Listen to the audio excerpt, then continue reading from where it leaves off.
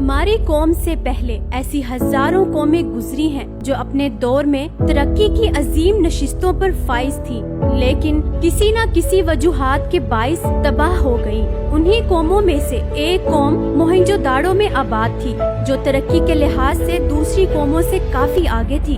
یہ قوم 4000 سال پہلے آباد تھی، لیکن پھر تباہی کا شکار ہو گئی اور شہر ویران ہو گیا۔ موہنجو داڑو سندھ کے علاقے لاڑکانہ سے 28 کلومیٹر دور دریائے سندھ کے کنارے واقع دنیا کا سب سے پہلا قدیم شہر ہے۔ موہنجو داڑو دنیا کی ابتدائی تہذیبوں میں سے ایک ہے۔ اس شہر کو 1920 میں RD بنرجی نے دریافت کیا تھا۔ موہنجو داڑو کے لفظی معنی موت کا ٹیلہ ہے۔ موہنجو داڑو نامی یہ شہر مٹی کے ایک بڑے ٹیلے پر آباد تھا۔ اس شہر کے لوگوں کا مذہب بدھ مت تھا۔ موہنجو داڑو 40 سے 60 ہزار کی آبادی پر مبنی تھا۔ یہ شہر 500 ایکڑ میں پھیلا ہوا تھا۔ آثار قدیمہ کے ماہر کہتے ہیں کہ اس شہر کی طرز تعمیر کو دیکھ کر لگتا ہے کہ یہ شہر کسی منصوبے کے تحت بنایا گیا تھا۔ اس شہر کی منصوبہ بندی اور انجینئرنگ کا کام دیکھ کر لوگ آج بھی حیران رہ جاتے ہیں۔ یہ قدیمی شہر ایک بڑی گلی سے نکلتا ہے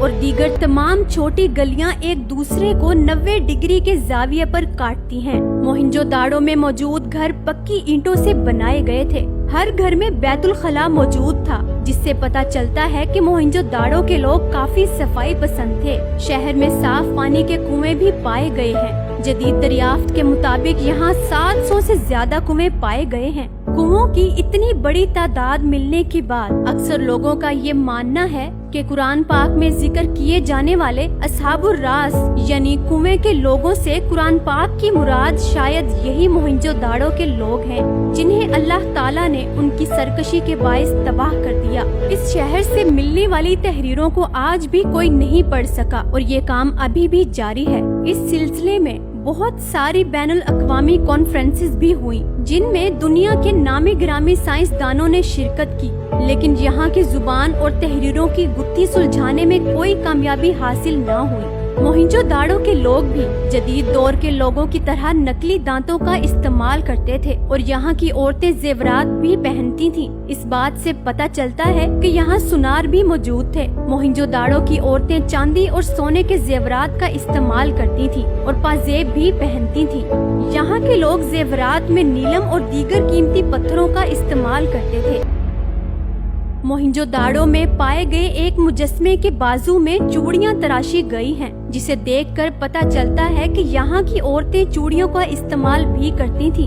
یہاں کے لوگ مرغوں کو خوراک کی بجائے لڑائی اور دیگر مذہبی تہواروں کے لیے پالتے تھے، اور یہی وہ مقام ہے جہاں سے دنیا بھر میں مرغیوں کو پالنے کا سلسلہ شروع ہوا۔ موہنجو داڑو کے لوگوں کا ذریعہ معاش تجارت اور کاشتکاری تھا۔ موہنجو داڑو میں گندم اور جو کے دانے ملے ہیں، جس سے یہ بات ثابت ہوتی ہے کہ یہاں کے لوگ گندم اور جو کاشت کرتے تھے۔ موہنجو داڑو میں کپاس کی فصل بھی کاشت کی جاتی تھی۔ موہنجو داڑو میں اناج ذخیرہ کرنے کے لیے ایک گودام کے نشانات ملے ہیں۔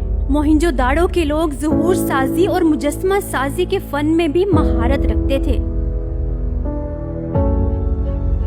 موہنجو داڑو کے لوگ مٹی اور پتھر کے برتن بنانے کے علاوہ مختلف دھاتوں کو اپنے استعمال کے مطابق کام میں لے آتے تھے۔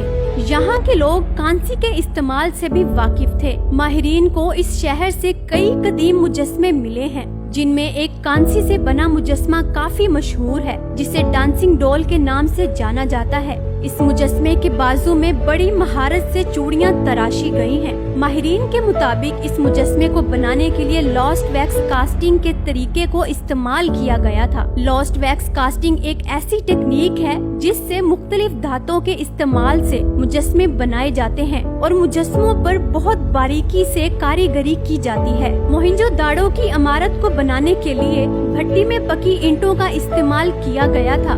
ماہرین کے مطابق موہنجو داڑو میں کسی بادشاہ یا حکمران کے آثار نہیں ملے۔ ماہرین یہ مانتے ہیں یہاں کے لوگ کسی ایک حکمران کی بجائے دور جدید کے معاشرے کے طرز پر اپنی تجارت اور لین دین پر ہی گزارا کرتے تھے۔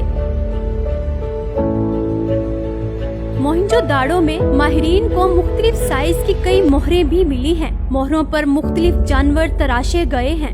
मोहिंजो दाड़ो से संगे सुलेमानी और दीगर पत्थरों से बनी हुई शतरंज भी मिली है, जिससे जाहिर होता है कि ये लोग शतरंज खेलने के शौकीन थे।